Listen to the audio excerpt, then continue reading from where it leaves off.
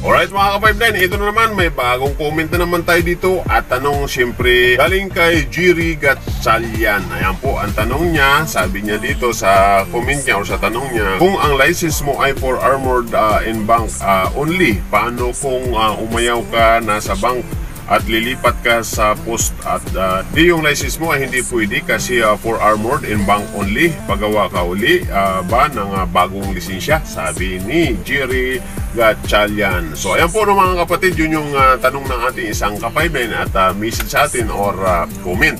So siyempre sasagutin natin yan, pero paki-like and share and subscribe po yung ating channel Kuya Isko Official at yung ating isang channel Wapong Biyahero TV at yung ating Facebook account na kung saan 19,000 followers na.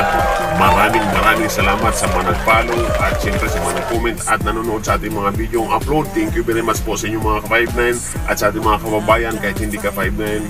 Ayan po, 19,000 followers na. Maraming salamat po sa inyong lahat. Ayan po, at muli pag tayo po ay papalarin na sa ating mga upload ay tutulong po tayo sa ating mga ka-5-9. So ayan o, at syempre pakisuportahan nyo naman po yung ating isang kaibigan Angelic Magsino na kung saan laging nagla-live yan at tayo po ay sponsor dyan, kaya piniplay niya yung ating mga video upload every 3:30 ng hapon. Maraming salamat din sa mga tagapanood ni Angelic Magsino at syempre pasensya na kayo dahil hindi tayo nakatutok dyan tuwing nagpi-play yung ating premiere dahil tayo ay nagmamaniho ng sasakyan. So at yun na nga, sasagutin na natin itong tanong ng ating isang viewers, ang ating ka-5-9 or ang ating tagapanood na kung saan yung lisensya nga daw pag ikaw ay nasa bangko at biglang ayaw mo na at lilipat ka sa ibang pwesto na hindi na bangko is kailangan mo daw bang magbago ng lisensya. Yun. At yun na nga kapatid, ka-5-9, sa paulit-ulit kong ang binablog ito na sinasabi na kung saan hindi tayo lumalayo dito is kailangan nga talagang magbago. Pero halimbawa kasi pag ikaw ay nasa bangko, ay maliban siguro kung napakabigat ng kaso mo, ay maalis ka talaga sa bangko. Pero sa katulad ng ibang agency, pag hangawa kasi ay bangko is napakalawak po ng kumbaga ng hawak niyan.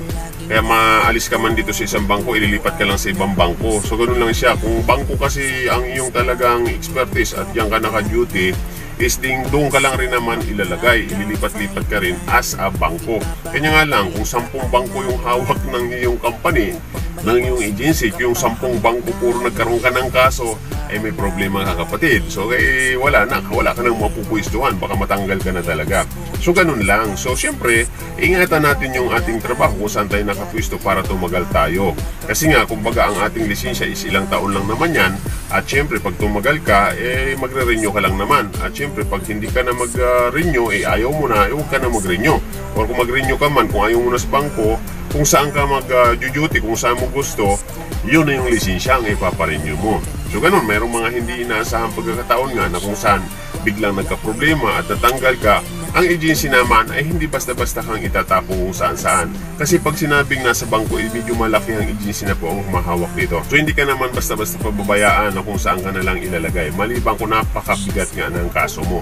Ngayon kung halimbawa nagka-problema ka lang dito sa isang branch na to, ililipat ka lang din naman sa ibang branch. So ganun lang naman kasimple yan.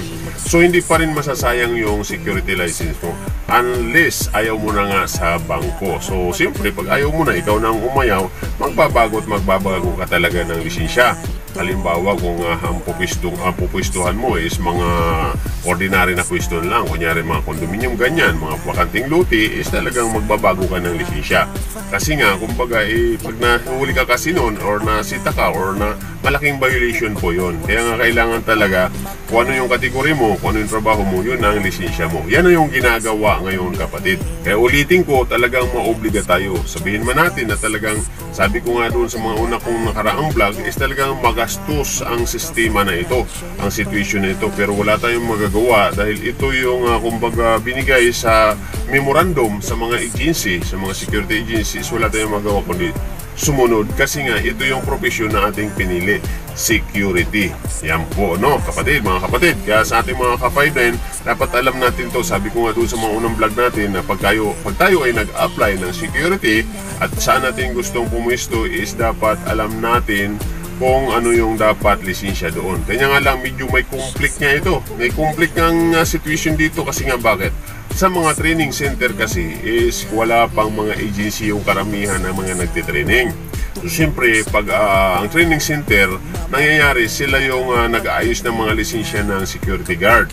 So ang nangyayari is lahat yung security guard license. Ganun siya. So ngayon, halimbawa, pag ikaw ay nag-apply na security guard ka, siyempre, doon ka lang i-posting kung saan ka po pwede. Kaya lang, ang problema, kung halimbawa ilagay ka sa bangko, doon maobliga na baguhin yung lisensya mo.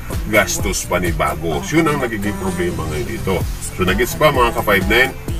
Kasi nga mga training center na mga PLTC training center is kumbaga lahat yun, puro security guard license ang kanilang mga ini-issue at kukunin sa iyo. Unlike doon sa mag-renew ka na. Kasi pag nag-renew ka na, kung ikaw mismo ang lalakad at kung may agency ka na, kung ano yung pwesto na ibibigay sa iyo, yun din ang lisensya na i-renew mo. Katulad ng BSMA, kunyari.